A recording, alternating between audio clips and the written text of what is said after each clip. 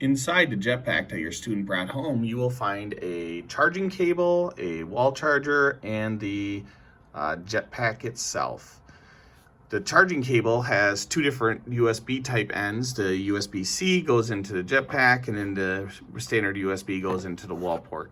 The Jetpack does have a battery so that you can move it around your house and try to find where the best signal is, because a low signal is going to result in low connection speed for your student. To turn on the Jetpack, there is a power button on the top here. It is not a quick press. You must hold it down for at least 3 seconds. It'll look like nothing's going on, but it will start booting up.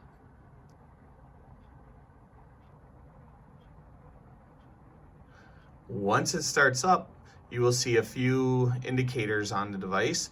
One, you want to make sure the Wi-Fi is on. It should start up automatically. Every school district device given will automatically connect to the Wi-Fi offered by the hotspot.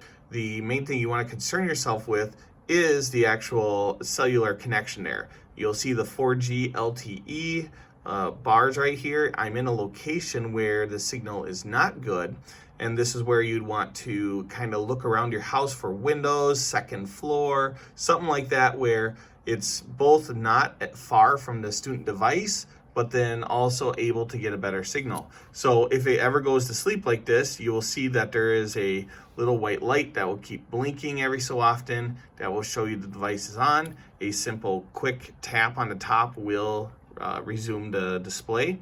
So we want to take it to a location that has more signal. As I approached a window, you see the bars increased. You usually want 3, 4, or 5 connection bars for a good signal for your student.